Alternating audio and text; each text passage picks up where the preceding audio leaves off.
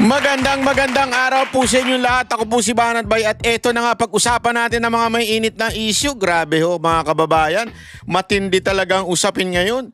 Pag-uusapan natin yung kay Marcoleta. Naku po, bumalimbing na ba si Marcoleta? Bumaligtad na ba? At bakit gayon ang nangyari? Pag-usapan natin yan ha.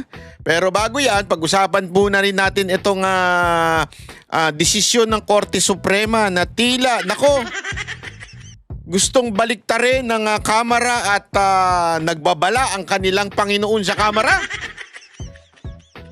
Ito ba'y babala o pagbabanta? Mamaya pagtitingnan natin yan kasi alam nyo mga kababayan, ibang Romualdez ang nakita ng Pilipinas ngayong araw na ito. Masama ba yung mabuti? Para sa akin, ewan ko ha. Parang masama kasi para bagang hindi nasunod yung kanyang pagtatantrums, hindi nasunod yung kanyang kagustuhan, kaya tila siya po ay may gagawing hakbang. Nako, hindi maganda yan. Alam mo, ikaw, speaker, alam mo, may kaugalian na kayo dyan sa Kamara na pag hindi natupad yung inyong nais, kayo ay papatawag ninyo, ikukulong ninyo, ididemanda ninyo, para bagang pag gusto ninyo, kailangan masunod at pag hindi nasunod, kailangan yung gantihan. Naku, hindi magandang kaugalian yan kasi yan ang ugali ng mga diktador na pamumuno. Alam nyo, ayaw ng mga Pilipino yan, yung pagiging diktador. Di ba? Hindi gusto ng mga Pilipino yan. Pero tila parang ganyan ang nangyayari ngayon. Hindi lamang po dito kay Speaker Romualdez, maging sa mga tao niya diyan sa loob ng Kamara, may ganong klaseng imahe na pag hindi nasunod, nagagalit. At pag hindi nasunod ay it's either papakontempt, ipapatawag, parang ganun. Naku po, patay tayo dyan. Pagka ganyan ng gayaan ng hindi sa totoo lang po magagalit po ang mga Pilipino dyan. Kasi ngayon nga, ano ba ang issue? Ang issue po kasi ngayon, mga kababayan, nagdesisyon na ang Supreme Court. Nagdesisyon na ang Supreme Court at sinasabi ang impeachment ay unconstitutional. Anong ibig sabihin ng unconstitutional? Ito'y labag. Itong sinasabing impeachment ay walang saysay. Hindi sinunod ang tamang kaparaanan o ang due process. Kaya wala hong saysay, wala nang bilang. Sabi nga, wala na ho. Pinis na, ika nga. Yan ang sinasabi ng Supreme Court. At ang argument naman ng Kamara ay sinasabi nila na pagdating sa impeachment, ang sabi ng konstitusyon ay ang meron lamang kapangyarihan dyan ay Kamara.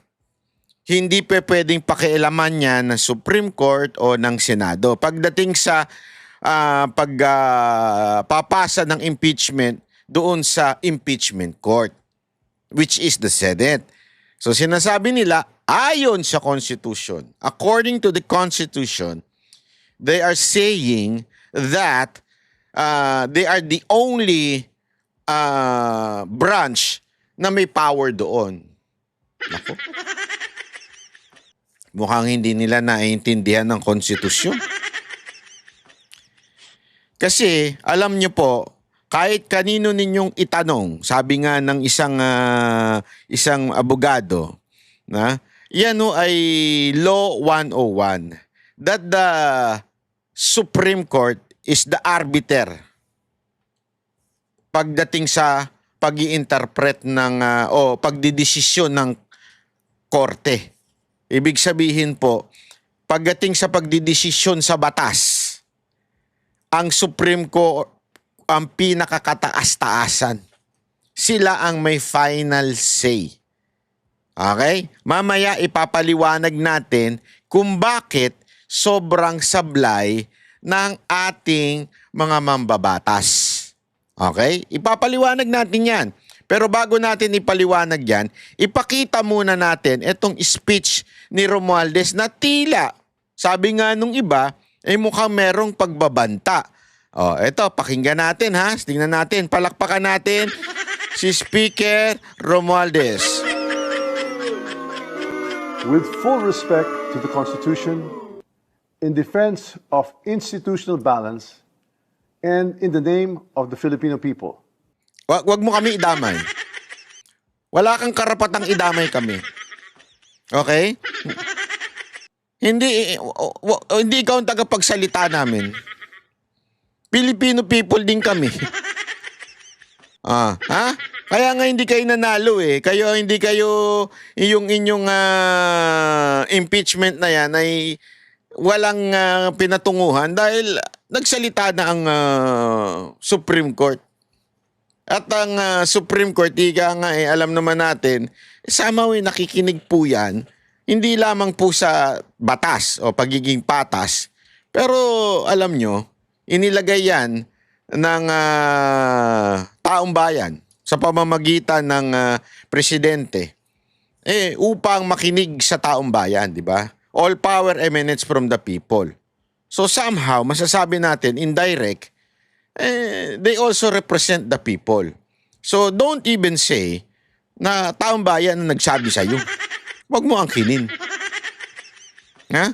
At sinasabi mo dyan, Constitution. Mamaya papaliwanag natin bakit sablay yan. The House of Representatives has filed a motion for reconsideration before the Supreme Court. This is not an act of defiance. It is an act of duty.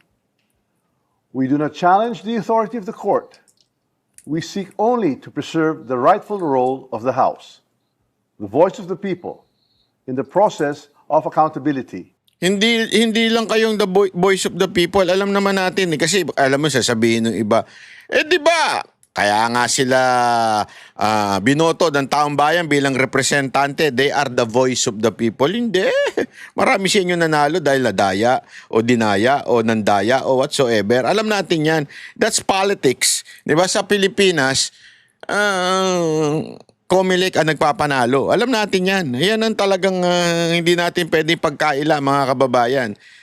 Comelec ang merong final say.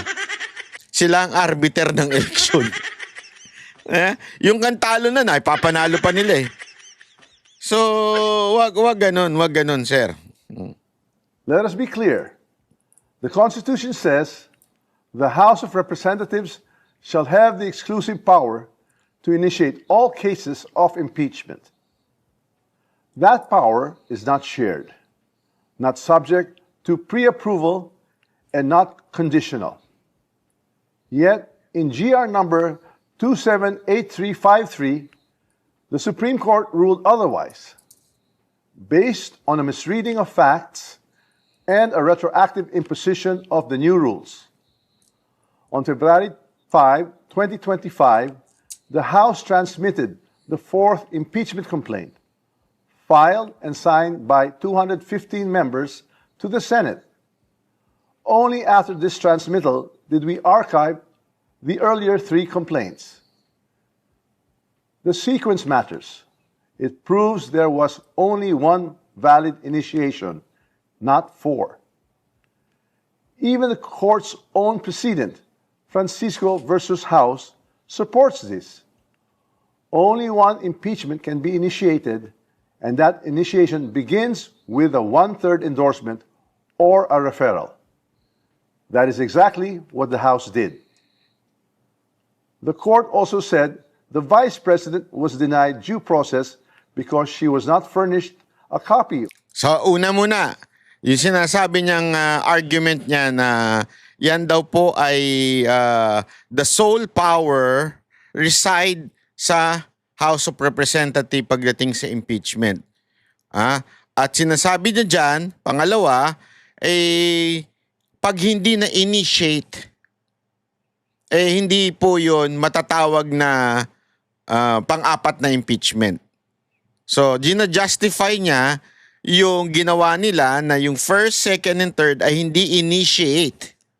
So, ibig sabihin, walang first and second and third. So yung fourth impeachment, supposedly, yun ang first impeachment. Kaya they did not somehow commit yung one bar rule, di ba? Yung 1 year bar na dapat sa isang taon, isang beses lang pwede ng impeachment. So hindi daw nila ikinumit yun na mali. Ibig sabihin, dahil since sa initiate, isa lang ang initiate nila, yung fourth impeachment. Yun ang kanilang interpretasyon. Pero ang interpretasyon ng Supreme Court ay, ang Supreme Court ay nagsasabing, hindi, pinasa sa inyo yung first, pinasa sa inyo yung second, pinasa sa inyo yung third, inupuan nyo itong tatlo na to, at yung pang-apat lamang ang pinaandar ninyo. So therefore, hindi ninyo sinunod yung 1 year bar, di ba? So, mali kayo, sablay kayo. Yun ang sinasabi ng Supreme Court. Pero iba ang argument ni Speaker. Or given a chance to respond. But nowhere in the Constitution is that required before transmittal.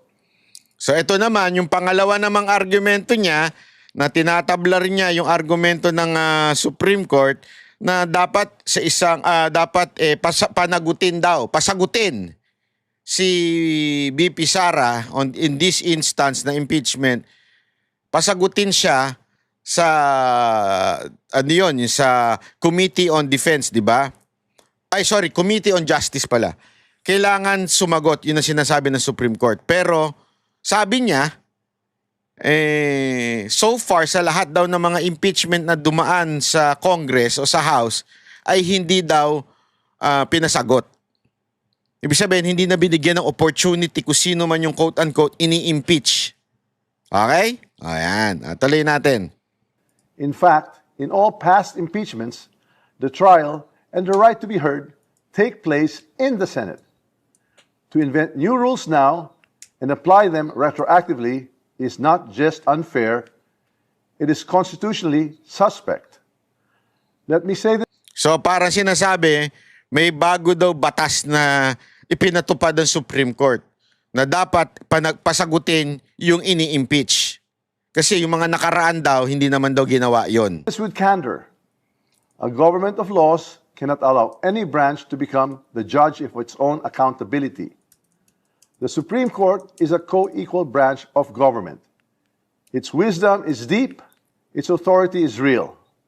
But its members, like the President and the Vice President, are also impeachable officers. When the court lays down rules for how it or others like it may be impeached, it puts itself in the dangerous position of writing conditions that may shield itself from future accountability. That is not how checks and balances work. We filed this motion for reconsideration not to provoke, but to protect. Not to assert supremacy, but to restore balances. Because if impeachments can be blocked by misunderstood facts or rules made after the fact, then accountability is not upheld, it is denied. To dissent is not to defy. To demand accountability is not to destabilize. To insist on constitutional integrity is not to weaken democracy, it is to strengthen it. We speak now not because it is easy, but because it is necessary. The House will not bow in silence. Ayan. So ito yon, ha. Mga kaibigan, ito po yung sinasabi ho ni Speaker na kaya sila ay magpapasa ng motion. Although, paulit-ulit na sinasabi yung unanimous na decision ng Supreme Court na lahat sila ay nagsasabing unconstitutional at ito po ay dapat nang i-apply agad-agad. Parang napakalabo na ho niyang motion na yan. Kahit ikaw ay nasa trial, pag sinabing executory na yung decision, executory na eh. Hindi ho ito yung pagpapaliban muna na tulad ng ginawa nila. Pinagpaliban yung first, second, and third impeachment. Hindi pa pwedeng ganun. Executory ho ito agad-agad na. Final and executory. Although they can pass the MR, yung motion nila na ma-reconsider ng Supreme Court, pero wala na ho. Pag ano na ho ito, final na decision na ho ito ng Supreme Court at malabo nang mabaligtad po ito. Dahil unanimous nga yung talagang sila po ay nag-decide na. Wala na. Malabo na. Okay, they can. That's the law. They can pass for MR. Pero malabo pa siya, malabo ho itong babaligtad pa ang desisyon ng korte. Alam niyo mga kababayan, ipaliwanag lang natin ng bahagya ho itong issue na ito.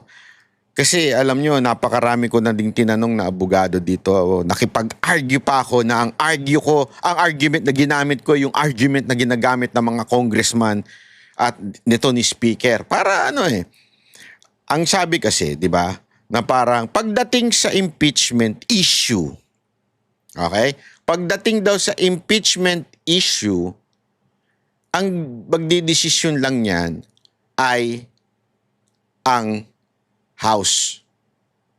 Yung pagdating sa impeachment article. Ibig sabihin, yung kaso, pagdating sa impeachment, ang pwedeng magdesisyon lang daw. Okay? According to them, ay sila. Kanino nila binase yon? Sa konstitusyon. Okay? Ulitin natin, ano ba yung konstitusyon? Ito yung pinanghahawakan. Ito yung pinaka-backbone. Para bagang ito yung pag wala to, bagsak ang Pilipinas, bagsak ang bansa. Ito kasi yung pinaka-backbone ang konstitusyon. Diyan daw nila binase yung sila lang ang katangi-tanging merong karapatan pagdating sa impeachment. Ano punto ng Supreme Court? Ang punto ng Supreme Court at ng karamihang na abogado na walang kulay at politika, pagdating sa interpretasyon ng konstitusyon, ang nag-i-interpret po niyan ay ang Supreme Court. So kahit sabihin ng Congress, according to the Constitution, kami lang ang may kapangyarihan. Yan ang kanilang pagkaintindi. Kaya nga, according to the Constitution itself, Article 8, kung titingnan nyo, babasahin nyo ho yan, kung ano ang kapangyarihan ng Supreme Court. Pag kahit anong issue, pagdating sa batas, especially the Constitution, ang final say at final na mag-i-interpret niyan, walang iba kung hindi Supreme Court. So therefore, yung sinasabi ng Kamara, oy, sandali, kami lang ang may karapatang pagdating sa impeachment ayon sa konstitusyon. Ang sagot naman ng Supreme Court, kami ang nag-i-interpret sa konstitusyon, hindi kayo. Kayo ay tagagawa ng batas. Yan ang inyong function. Yan ang inyong area, tagagawa ng batas. Pero pag may issue na ang batas, pag meron ng hindi pagkakaintindihan sa batas, kami ang final say. Yan ang trabaho ng Supreme Court. According to Article 8. Ngayon may issue. At ang kinukote ng Kamara ay ang konstitusyon. Hindi! Sabi ng konstitusyon, kami lang ang merong kapangyarihan pagdating sa impeachment. Ang sinasabi naman ng Supreme Court, kami ang nag-i-interpret dyan. Kami ang final say pagdating sa konstitusyon. Kasi hindi pwedeng lahat ng branches of government, sasabihin nila, sandali, according to the Constitution. Sandali, tama ba intindi mo dun sa Constitution? Kung mali, sino magsasabi kung tama o mali yung pagkaintindi mo? Sige nga ho. Don't tell me you are a perfect branch of the government at pwede mong sabihin, hindi, kami. Hindi kayo ang gumagawa. pero hindi kayo ang final say pag nagkaka-issue sa konstitusyon. Kaya nga, pansinin ninyo, gagawa sila ng batas, ang legislative branch, House and the Senate. Gagawa sila ng batas. Tapos may mga magrereklamo sa Supreme Court. Ibig bang sabihin nun, ino-overpower ng Supreme Court ang ginawang batas ng House at saka ng Senate? Hindi. It's just a matter of sila kasi ang nag-i-interpret ng konstitusyon. Sila magsasabi, wait, yung batas na yan ay unconstitutional.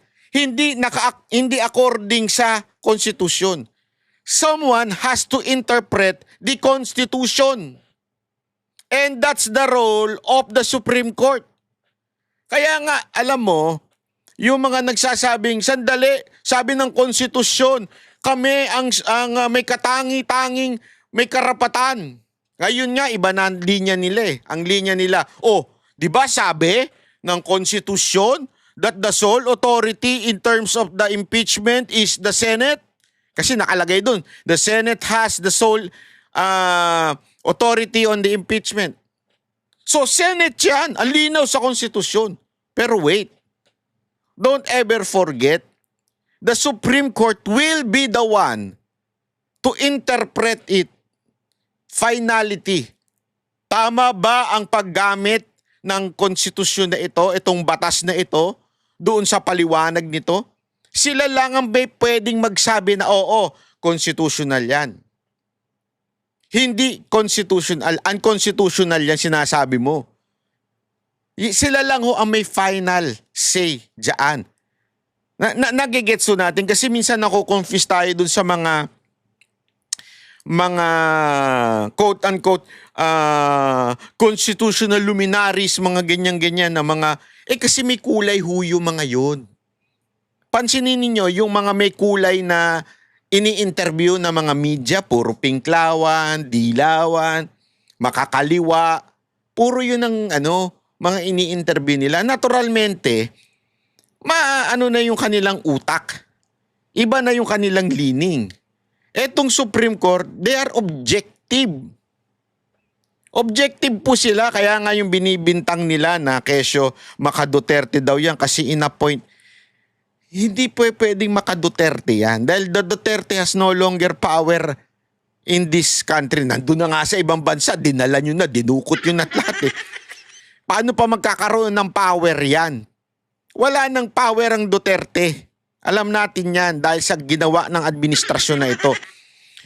So hindi pa pwedeng, matatakot ang Supreme Court kay Duterte? Dinala nyo nga, hindi nga sila nangialam eh. Di ba? Bakit? Kaya ibig sabihin nun mga kababayan, walang takutang nangyari na tinakot ang mga Duterte na para hindi matuloy impeachment ni VP Sara. Walang ganun. Kaya lang, kasi sila talaga ang nakakaintindi at sila ang may final say pagdating sa konstitusyon. Eto ho, this is a issue na konstitusyon ho, kung sino ang masusunod. Tama bang nasunod ba yung ginawa ng Kamara sa impeachment? Yan po ba ay naaayon sa konstitusyon? Sino magsasabi? Kamara o Senado? O ang Presidente? O ang Supreme Court? Sino may function? Sino ang merong kapangyarihan magdesisyon pagdating sa konstitusyon? Hindi ang Senate, hindi ang Kamara, hindi ang Presidente, kung hindi ang Supreme Court. That's their job. Yun ang kanilang definition. Yes, tama si Speaker, equal branch sila. Yes, you are an equal branch with different function. Your function is to do laws, to make laws. The function of the Supreme Court, sasabihin nila kung constitutional ba yung batas na ginawa ninyo o hindi. Tama ba yung pag-interpret ninyo o hindi? Sila ang may function yan. So dapat sundin ito. Yun ang problema. Alam mo, I will give you a perfect example. especially those biblical believing people. Yan din yung naging issue when Jesus Christ lives nung nabubuhay siya sa lupa. Kung papanoorin nyo yan doon sa Netflix na lagi ko ikinikwento yung The Chosen, merong part doon, although this is not the exact word na nasa Bible, ha? Pero meron tinanong sila doon kasi nandun siya sa isang parang usapan doon, nandun yung rabbi niya, yung pinaka-teacher ni Jesus Christ. Pas pinagmalaki pa siya nung una, tapos biglang tinanong siya, kasi bakit iba yung interpretasyon? Parang ganun, iba ang interpretasyon ni Jesus doon sa law of Moses. Doon sa Old Testament. Kinwestiyon tuloy siya nung rabbi. Alam mo, sagot ni Jesus Christ, I am the law of Moses. Hindi yan ang ginamit na exact word sa Bible.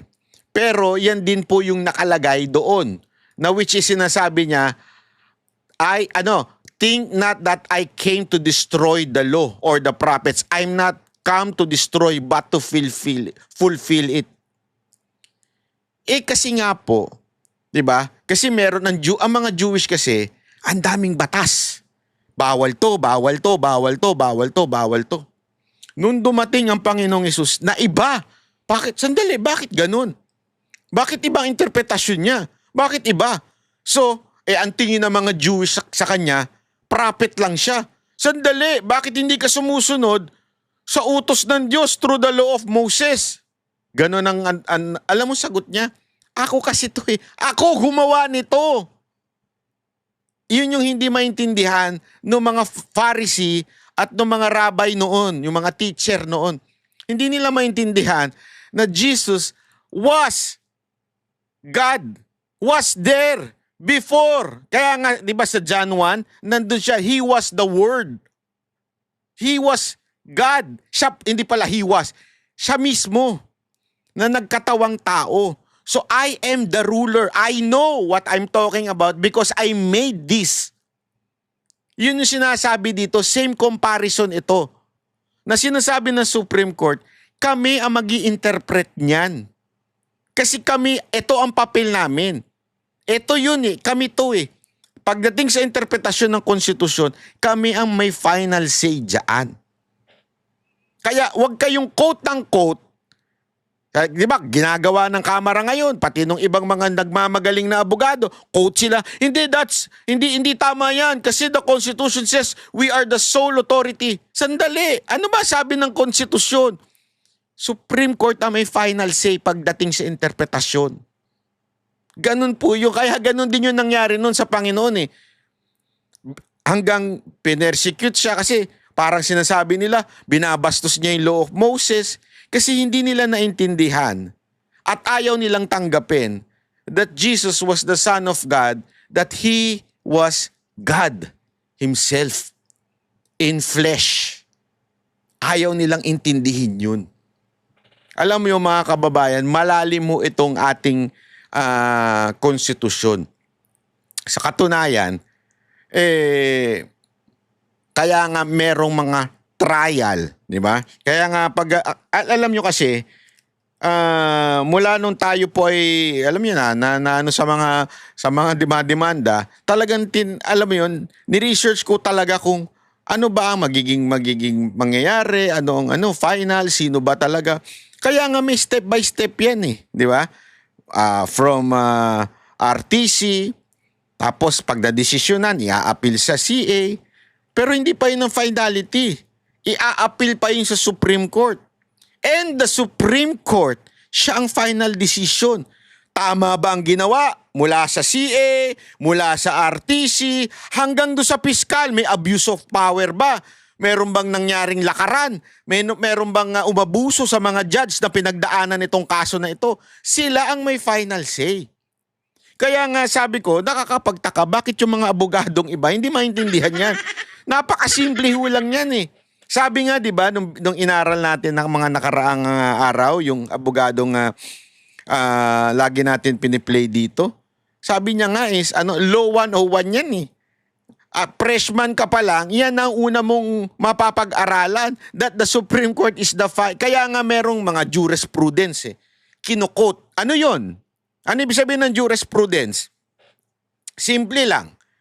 May desisyon ang Supreme Court noon, ito yung desisyon niya. Halimbawa, desisyong Marshall. Yan, speaker ko, Marshall. Desisyon Marshall, ganito. Ito ang desisyon nila. Ito yung jurisprudence sa kaso na yan. Yan ang dapat sundin. Kasi nga, yung jurisprudence na yon, yung desisyon ng court, yung Supreme Court na yon, ay batas. Ganong katindi ang Supreme Court. Kung ano man ang desisyon nila, ay batas na yan. Final na yan. Batas yan. Hindi mo pa pwedeng sabihin na, hindi, opinion lang yan. Siguro nagkamali lang yan. Hindi pwedeng ganun. Kaya nga ginagamit yan. Kunwari, i-argue sa baba, sa RTC. Ganito. Ang pupuntahan kaagad ng abogado, yung mga jurisprudence, yung mga desisyon ng Supreme Court. Ito kasi yung sinabi ng Supreme Court noon. So meaning, ito ang dapat sundin natin kasi batas to. Ganun sila ganyan ang argument sa korte. Ang hindi ko maintindihan, puro abogado yung mga nasa Congress. Hindi nila maintindihan yun. Ang boses ng masa, hindi natatakot. Katotohanan lang, di kami nalulunod. Walang bahid ng sismis, lahat ay totoo. Kahit sino ka pa, pag mali ka babanatan ka.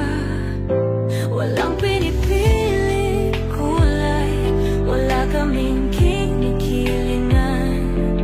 Basta para sa bayan, kami lalaban. Pag tama palakpakan, pag mali banatan. Di matitinag, di matatakot, para sa bayan tuloy ang sigaw. Sa harap ng kamera, walang halong takot. Mga baluktot, lahat kayo'y tutumba. Ang hustisya at toto